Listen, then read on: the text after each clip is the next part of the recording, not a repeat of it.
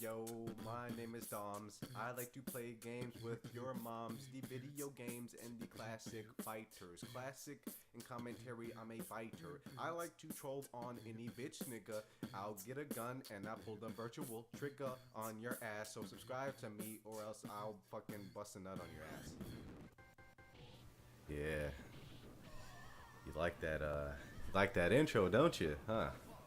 Yeah. I worked very hard on it for being really low quality, but hey, I did the beatboxing and rapping myself, right? You know, I mean, at least give me that, you know, like fuck. But anyways, this game is bullshit.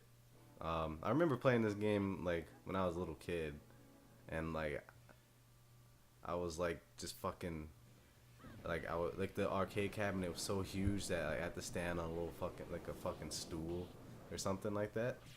And I'm just like, yo, man, this game is awesome. And I played for like 3 minutes and then I died because this game is bullshit and it wants money. There's no possible way you could beat this game in one playthrough at all. It, like you die, you're meant to die, especially when you get to the bosses. I think it's easier when you play by yourself, but honestly, with 6 people, it just gets retarded. Like you just die, like, and you just keep dying, and you just keep dying. Bullshit. That's how the game fucking started taking your quarters and shit. And you're like, man, this game's addicting as fuck, man. But I can't like, I don't have enough quarters, man. I'm running out of quarters. Well, that's too bad, you know. And now you have to suck, you know, some dude's dick on the side of the street for some quarters so they can go and actually beat Magneto in this game, you know. But anyways,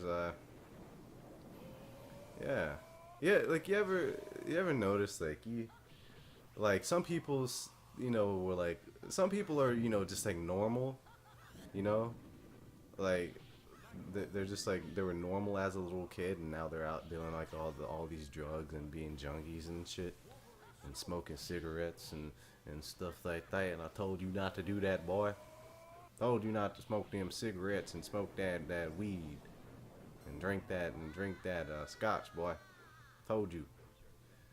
But yeah, I mean, like, you know, people smoke cigarettes, weed, and you know, drink. I mean, it's whatever. You know what I'm saying? Like, it's whatever. I can't, you know, I'm not like judging. I mean, I can't say because you know that'd be being very hypocritical if I, you know, said I didn't do any of that stuff except smoke cigarettes and weed. But I do drink. But anyways, like again, like how I was saying, like people are just you know, like they're just losing their minds right now. But they were like, oh, they're just such a little angel as they're a child, you know. And then now they're out doing like, you know, fucking raping people and going to jail and shit like that. And like, you know, they're doing good in school before, and now you out sucking some dick for fucking for a fucking syringe needle or some shit. You know what I'm saying? But I mean, that's everyday life.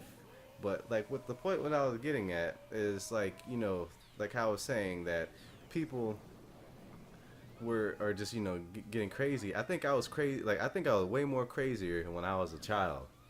Honestly, and that can go for most people too. Because, but I think I did some sadistic shit when I was a little kid, man. Like, honestly, I used all right. So here's a story. I used to go to this daycare, and there used to be a bike shed. So when we go outside to play for like recess or whatever, we would go outside.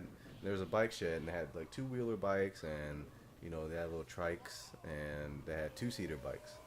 So nobody wanted to ride the two-seater bikes for some reason. They thought it was lame, so they just wanted to take the regular bikes.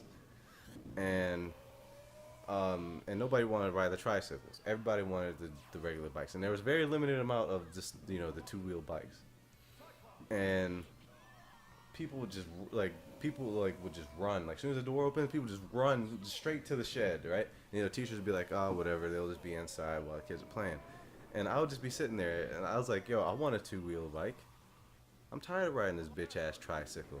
I'm tired of riding this fucking this bitch ass fucking two-seater with nobody who wants to ride with me, because nobody wants to ride on that. Look like a square.